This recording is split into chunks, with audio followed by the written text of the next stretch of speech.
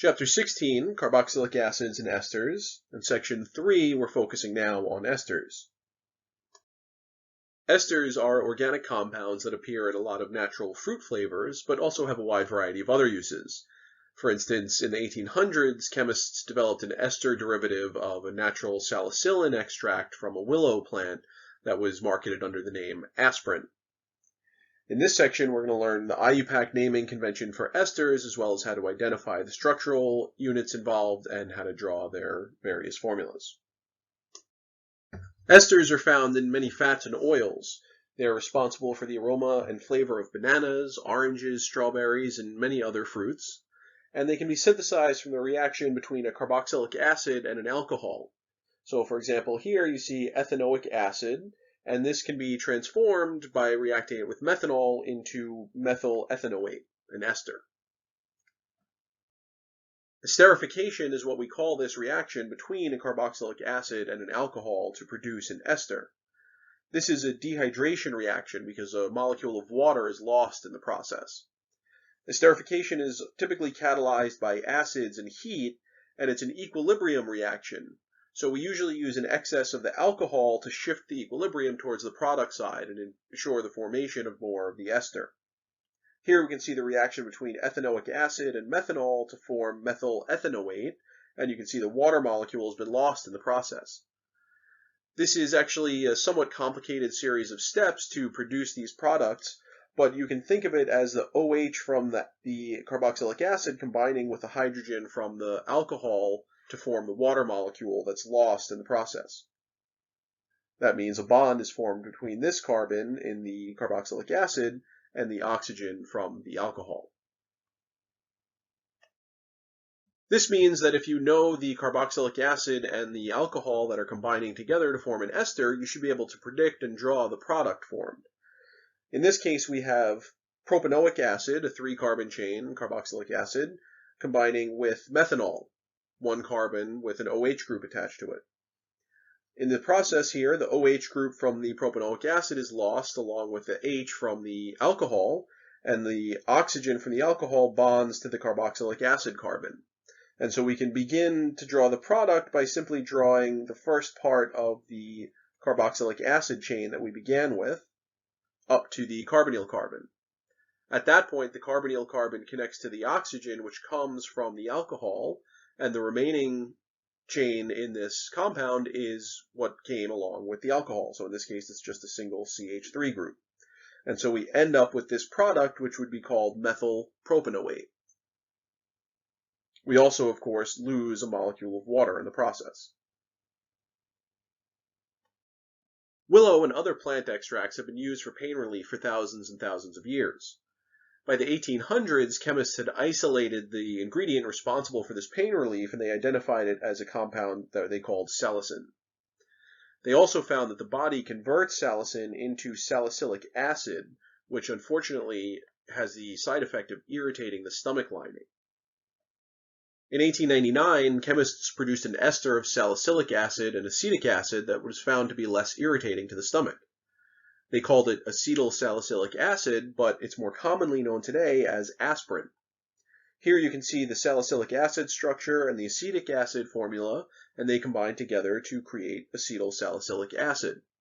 In this case, salicylic acid is actually playing the role of the alcohol due to this OH group.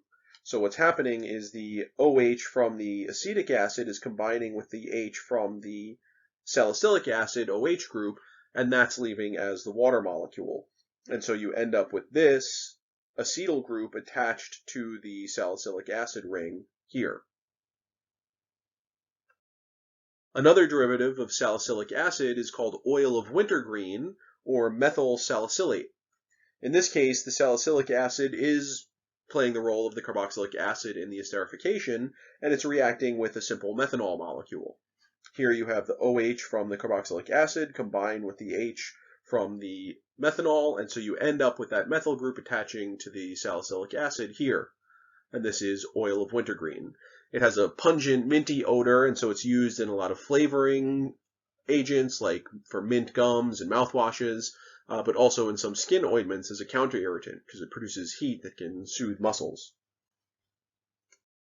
Depending on the carboxylic acid and alcohols that you choose for an esterification procedure, you can end up forming long chains of molecules. So for instance, with terephthalic acid, you have 2 carboxylic acid groups, and in ethylene glycol, you have 2 hydroxyl groups. So when these molecules are connected together to form an ester, they still have groups that can continue to form esters with other molecules.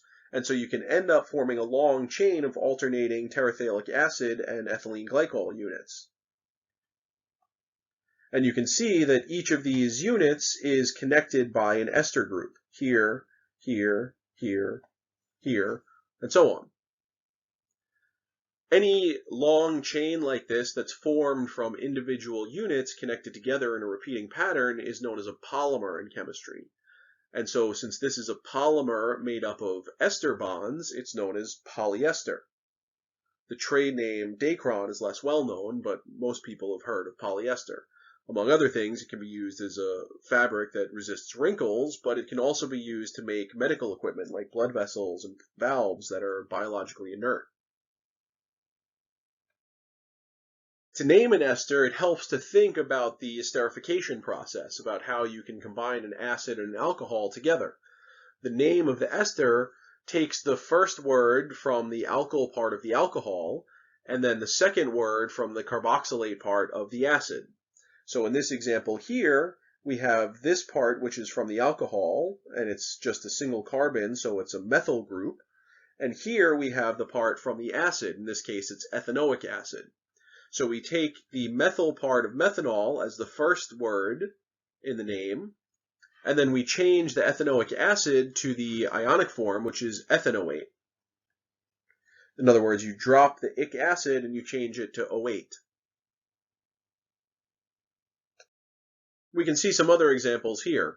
The trick is really to find the dividing line between the carboxylic acid part and the alcohol part.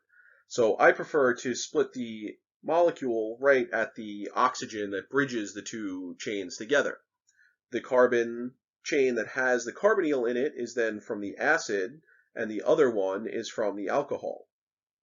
In this case, the alcohol is 2 carbons long, so it's ethanol, and so we change that to ethyl as the first part of the name.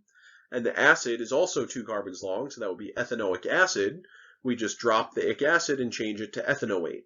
So this is ethyl ethanoate. In this case, if you divide it at the oxygen, you can see that this is the acid part, and it's 3 carbons long, so that's propanoic acid, but we change that to propanoate.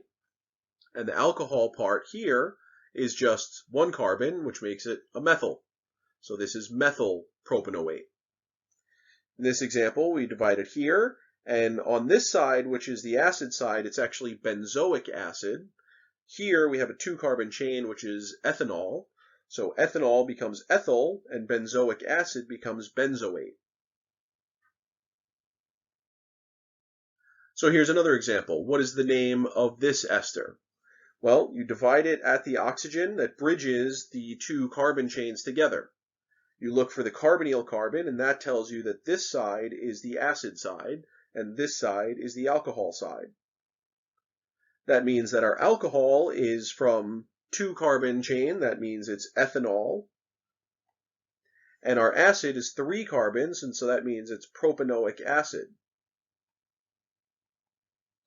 So from ethanol, I just take ethyl as the first word, and from propanoic acid, I drop the ic acid, and I just add the ending ate.